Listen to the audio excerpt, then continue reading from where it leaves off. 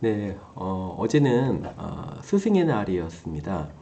학교에서 이제 토요일이라서 학교는 가지 않았지만 그 전날인 이제 14일 금요일 아침에 우리 학교 학생들이 아침에 이제 출근하시는 선생님들께 꽃을 달아드리면서 스승의 은혜에 감사한다라는 그러한 이야기를 전해주는 그런 작은 행사를 저희 학교에서 가졌는데요. 뭐 이런 스승의 날을 맞이할 때마다 스승의 날에 대한 이제 여러 가지 생각들을 해보게 됩니다. 스승의 날은 원래 처음부터 이렇게 국가에서 주도해서 제정했던 그런 날은 아니었고요. 1958년에 충청남도에 있는 경강여고라고 하는 여자고등학교 학생들이 병원에 입원해 계신 선생님들 혹은 은퇴하셨는데 집에서 이제 이렇게 요양을 하고 계신 선생님들을 찾아뵙기 시작하면서 이러한 모습들이 사람들에게 알려지고 그리고 결국은 63년부터 충청남도에서 그리고 65년에 5월 15일을 국가적으로 스승의 날을 정의해서 지켜오게 되었다라고 이야기를 합니다. 근데 제가 앞에서도 잠깐 말씀드렸지만 지금 학교 현장에서의 스승의 날은 예전만 같지는 못한 것 같습니다. 물론 스승에 대한 사랑과 그러한 마음을 전하는 그런 작은 모임들, 행사들은 진행이 되지만 그럼에도 불구하고 스승의 날이 다른 때보다는 조금 이제 부담스럽게 혹은 좀 대면대면 하면서 보내는 것이 지금의 학교 현장의 스승의 날의 모습이 아닌가라는 그런 생각을 해봅니다. 안타까운 현실이라고는 할 수 있겠는데요. 원래 스승과 제자의 관계라고 하는 것은 이렇게 대면대면해서 보낼 만한 그런 관계는 아닌 것 같습니다. 왜냐하면 스승의 가르침은 또 스승의 영향력은 한 사람의 인생을 바꿔놓을 수도 있기 때문에 그렇습니다. 꼭 바꿔놓지 않더라도 그 사람에게 굉장히 큰 영향력을 미치고 있는 것이죠. 단순하게 생각하면요. 학창 시절에 하루에 3분의 1 이상의 시간을 선생님과 물리적인 시간을 같이 하거든요. 엄마 아빠보다도 형제들보다도 더 많은 시간을 선생님과 함께 보냅니다. 그러니 선생님에 대한 그러한 기억들이 없는 분들은 없는 것이죠. 정말 인자하신 선생님에 대한 기억을 갖고 계신 분들도 계실 거고요. 또 어떤 분들은 정말 무서운 선생님, 보기만 해도 움찔움찔하는 그런 선생님에 대한 기억이 있으실 수도 있습니다.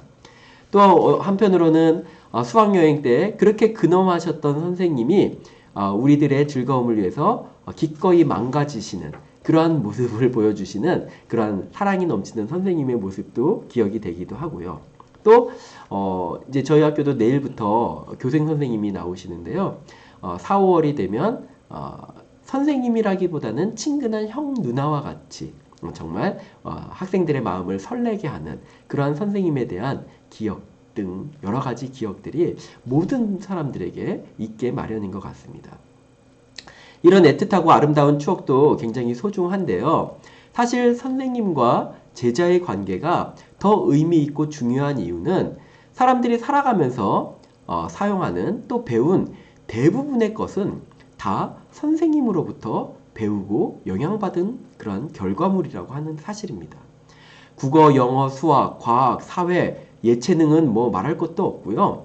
친구와 싸웠을 때 어떻게 화해하는가 그 방법도 선생님으로부터 배웁니다. 또 잘못했을 때는 어떻게 반성을 하고 어떤 식으로 사과해야 되는지에 대해서도 선생님을 통해서 배우게 마련인 것이죠. 힘들고 어려운 일을 겪게 되면 이겨내는 방법, 인내하는 방법을 선생님께 배웁니다. 예의 범절과 규범과 옳고 그름과 상황을 판단하는 지혜도 학교로부터 또 선생님으로부터 배우게 되는 것이죠. 그렇게 배운 지혜와 지식을 가지고 우리는 세상을 살아가는 것입니다. 한마디로 얘기하면 사람의 가치관이 바로 선생님으로부터 형성된다라고 해도 과언이 아닌 것입니다. 그래서 많은 사람들은 그렇게 얘기합니다. 학창 시절에 어떤 선생님을 만났는가, 어떤 선생님에게 배웠는가가 굉장히 중요하다라고 얘기하는 것은 바로 이러한 의미 때문에 그런 것일 것입니다. 이렇게 보면요, 스승의 날을 지금처럼 이렇게 대면 보내고 이렇게 있는 둥 마는 둥 보낸다라고 하는 것은 이런 엄청난 의미를 지닌 스승과 제자의 관계의 뜻을 좀 약화시키는 것이 아닌가라는 그런 좀 아쉬운 생각도 듭니다. 성경에도 보면요, 스승과 제자의 관계의 이야기들이 좀 나오죠. 대표적으로 엘리야와 엘리사를 생각해 볼 수 있을 것 같습니다. 엘리사는 스승을 얼마나 존경하고 얼마나 따르고 싶었는지 스승인 엘리야가 그에게 마지막 소원을 물어볼 때 그는 이렇게 주저없이 이야기합니다. 스승님, 스승님의 능력이 갑절이나 나에게 있기를 원합니다. 이것은 내가 스승님보다 뛰어난 사람이 되고 싶습니다 라고 하는 그런 욕심의 이야기라기보다는 정말 스승님을 너무 존경해서 스승님으로부터 큰 영향을 받았기 때문에 스승님과 동일한 그러한 삶을 살고자 하는 그러한 간절한 바람이 담긴 말이라고 볼 수가 있는 것이죠. 또 바울과 디모데의 관계도 우리가 빼놓을 수가 없을 것 같습니다. 바울은요, 생각보다 굉장히 세심하고 아주 인자한 선생님이었던 것 같습니다. 제자로서 한 사람의 인간으로서 부족하고 연약함을 가지고 있는 그러한 부분들, 그 부족함 때문에 실수하고 넘어질 수밖에 없는 그러한 여러 가지 상황들을 세세하게 챙겨주면서 이러할 때는 이렇게 이겨내라, 이러할 때는 이렇게 말씀으로 승리해라, 이렇게 권면해주는 그러한 자상한 모습을 우리는 성경을 통해서 보게 됩니다. 또 디모데가 아플 때는 포도주를 통해서 그 질병을 치료할 것을 권유해주는 아주 따뜻한 모습도 보여주고 있는 것이죠. 이런 스승이니 어떻게 디모데가 바울을 따르지 않을 수가 있겠고 바울에게 배우는 것을 자랑스럽게 여기지 않을 수가 있겠습니까? 스승과 제자의 관계를 이야기할 때 성경에서 뭐니 해도 최고의 스승과 제자의 관계는 바로 예수님과 그의 12제자의 모습이라고 할 것입니다. 예수님께서는 제자들을 한 명 한 명 부르십니다. 갈릴리 해변에서 그물을 던지고 있던 베드로와 안드레 형제를 부르시죠. 그리고 또 그물을 깃고 있던 또 다른 야고보와 요한 형제도 부르십니다. 또 한편으로는 세관에 앉아서 세금을 걷고 있던 마태를 그의 제자로 부르십니다. 그런데요, 예수님께서 그들을 제자로 부르실 때 너희들은 나에게 배워라, 나를 따라와서 나의 제자가 되라, 이렇게만 말씀하신 것이 아니라 예수님께서는 자신의 교육 목표를 분명하게 제시해 주셨다는 겁니다. 나의 교육 목표는 이것이니 이것을 너희들이 받아들이고 따라올 거면 나의 제자가 되어라 라고 얘기하셨다는 거죠. 예수님의 교육 목표는 무엇입니까? 많은 돈을 벌게 해주겠다, 이 사회적으로 높은 지위에 오르게 해주겠다, 이런 것이 아니라 예수님의 교육 목표는 단 한 가지, 내가 너희들을 세상의 사람들을 낚는 어부로 만들겠다라고 하는 것이었습니다. 이 이야기를 들은 제자들의 마음을 한번 생각해 보면요, 처음에는 굉장히 좀 설레었을 것 같습니다. 내가 정말 하루 먹고 살기 위해서 열심히 그렇게 살았는데, 그런데 예수님께서 전해주신 비전은 너무 색다른 비전이었던 거죠. 너무 고귀하고 아름답고 가슴을 뛰게 하는 그러한 목표였던 겁니다. 그래서 제자들은 처음에 예수님을 따라 나서기 시작했는데, 그런데 현실적인 상황 앞에서 그들은 동상이몽을 꿈꾸게 되는 것이죠. 어떤 제자는 만선을 꿈꾸면서 그 만선의 비결을 알기 위해서 예수님을 더욱 따라다니기도 합니다. 어떤 제자는 세례의 직업을 통해서 좀 더 부자가 되기를 원하면서 예수님을 따르기 시작합니다. 어떤 제자는 열심당원 출신으로서 조국의 독립과 해방을 위해서 그 역할을 예수님이 해주시기를 원하며 예수님께 배우고 예수님을 따르는 제자가 됩니다. 어떤 제자는요, 높은 권력을 탐해서 예수님이 왕이 되실 것을 기대하고 예수님의 좌우편에 앉기를 바라면서 예수님의 가르침을 받게 됩니다. 모두 제각각의 기대를 가지고 예수님을 스승으로 모시고 예수님께 배움을 받았던 것이죠. 그런데 예수님의 가르침을 하루, 이틀, 한 달, 1년, 3년 이렇게 받으면서 그들은 그들의 가치관이 변하는 것을 깨닫게 됩니다. 그들의 인생이 변하게 됩니다. 그들은 이제 세상의 권력과 세상의 재물을 따라가기 위해서, 그것을 얻기 위해서 예수님께 배우는 것이 아니라 예수님의 말씀처럼 이 세상 사람들을 낚아서 주님께로, 하나님께로 인도하는 그러한 사람이 되기 위해서 애쓰고 노력하는 그들의 모습을 발견하게 되는 것이죠. 그들의 삶과 가치관이 180도 달라지게 되었던 것입니다. 그런 의미에서 보면요, 정말 스승을 잘 만난다라고 하는 것은 중요한 일인 것 같습니다. 스승의 가르침, 스승에게 배움을 받음은 그 제자의 삶을 통해서 드러나는 것이죠. 이것은 한 사람의 인생을 만들어내는 일이기 때문에 그래서 스승과 제자의 관계는 더욱더 중요한 관계라고 할 수가 있을 것 같습니다. 우리는 예수님을 스승으로 삼은 예수님의 제자라고 우리는 고백하는 사람들입니다. 즉 그리스도의 제자라고 우리는 이야기를 하고 있는 것이죠.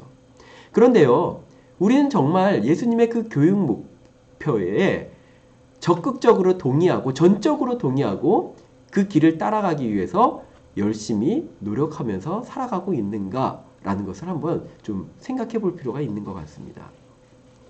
쉬운 일이 아닐 것입니다. 왜냐하면 예수님의 제자도 그러했거든요. 너무나도 힘들었기에 다시금 예수님을 통해서, 예수님께 배움을 통해서 좀 더 나은, 세상적으로 좀 더 나은, 물질적으로 좀 더 나은 그런 삶을 추구하기도 했었던 그런 제자들의 모습을 본다면 우리도 별반 다르지 않다라는 것을 쉽게 생각할 수가 있습니다. 실제로 그렇지 않습니까? 예수님의 길을 따라간다라고 하는 것 절대로 쉬운 일은 아닙니다. 예수님의 길은 좁은 길이라고 했는데 정말 큰 비전, 큰 꿈을 이루는 일이라는 것은 결코 쉬운 일은 아닌 것이죠. 그래서요, 바울은요, 그의 제자들이 있었던 빌립보 교회 사람들에게 오늘 본문의 말씀으로 이 사정을 알고 있게 간절히 이야기를 하는 겁니다. 빌립보서 4장 9절에 보면 너희는 내게 배우고 듣고 본 바를 행하라 라고 이야기를 하고 있습니다. 바울도 자신의 스승이었던 예수님의 길을 따라가면서 너무나도 힘들고 어려운 일을 많이 경험했었던 것이죠. 40에 하나 감한매를 5번이나 맞았고요. 풍랑과 파선의 위험을 당했고요. 강도의 위험을 수없이 경험을 했습니다. 하지만 바울은요, 그 어려운 길을 걸어가면서 자기도 포기하고 싶었고 힘든 적이 많았지만 그러나 그것을 이겨낼 수 있었던 그런 비결을 이야기하면서 빌립보 사람들에게 이야기를 하는 겁니다. 여러분들도 내가 걸어온 이 길을 나에게 배우고 받고 보고 듣고 본 바를 열심히 행하십시오. 저도 힘들었지만 여러분들도 힘들겠지만 제 경험상 그렇게 힘들어도 주님의 길을, 스승의 길을 따라가면 4장 9절 후반절에 평강의 하나님이 함께 하시더라는 것을 여러분들이 경험할 수 있게 될 것입니다 라고 이야기를 하는 겁니다. 나의 스승이신 예수님께서는요, 그 길을 걸어가시고 나서 바울에게 너도 나를 따라와라 라고만 이야기를 하신 것이 아니더라는 겁니다. 예수님이 그 길을 먼저 걸어가시면서 모범을 보이신 이후에 바울이 그 길을 따라갈 때에 바울과 함께 동행해 주셨다라는 것이죠. 그 이야기를 빌립보 사람들에게 하는 겁니다. 빌립보 여러분들 주님의 길을 걷는 것은 쉽지 않습니다. 주님께 배우고 듣고 본 바를 행하는 일은 많은 시험이 있을 것입니다. 그러나 여러분들이 그 길을 힘써 걸어간다라고 한다면 분명 주님은 여러분들과 함께 하실 것입니다. 그 은혜를 여러분들은 누릴 수 있을 것입니다 라고 이야기를 해주고 있는 것이죠. 우리가 때로는요, 너무나도 힘든 일을 경험하게 되면요, 주님이 없는 듯, 정말 나 혼자 버려진 듯한 느낌을 가질 때가 있습니다. 그런데요, 이런 느낌을 갖는다라고 하는 것은요, 그때 내가 지금 어떤 위치에 있는가를 한번 되돌아보라고 하는 신호로 우리는 이해해야 합니다. 내가 지금 스승이신 예수님의 가르침을 잘 배우고 있는가? 그리고 그 배운 말씀을 내 삶에서 실현해내기 위해서, 따라가기 위해서 열심히 노력하고 있는가? 라고 하는 것이죠. 그렇지 않을 때 우리는 혼자 있는 듯한, 버려진 듯한 느낌을 받을 수밖에 없는 겁니다. 왜냐하면 내가 예수님의 가르침을 받고 그 길을 따라가기만 한다면 분명 주님은 나와 함께 하시기 때문인 것입니다. 우리는 지금 누구를 스승으로 삼고 있습니까? 분명 우리는 고백했습니다. 예수님을 나의 스승으로 삼겠다라고. 그렇다라고 한다면 이제 우리의 삶이 그 예수님의 가르침에 따라서 예수님이 걸어가신 그 길을 걷고 있는가? 그 걷기 위한 노력을 최선을 다해서 하고 있는가? 우리는 스스로를 점검하고 살펴보아야 할 것입니다. 아무쪼록 우리의 스승 대신 우리 주님께 배우고 받고 듣고 본 바를 우리의 삶에서 행하기에 힘쓸 수 있는 저와 여러분들 될 수 있기를 바랍니다. 우리 주님이 우리를 부르십니다. 내가 너희들을 세상 사람들을 낚는 어부로 만들겠다. 그 가르침에 우리가 동의하고 그 가르침을 실현하기 위해서 우리가 힘쓸 때에 늘 우리와 동행하시는 평강의 하나님의 은혜를 우리는 누릴 수 있게 될 것입니다. 이제 스승의 날을 맞이하면서 이제 다시 한번 우리의 스승이 되신 예수님의 그 교육 목표를 우리의 마음속에 새기면서 그 뜻대로 열심히 살아갈 것을 다시 한번 다짐하고 그 삶을 살아가기 위해서 주님의 가르침을 또 열심히 배울 것을 또 결단할 수 있는 저와 여러분 모두가 될 수 있기를 주님의 이름으로 축원드립니다.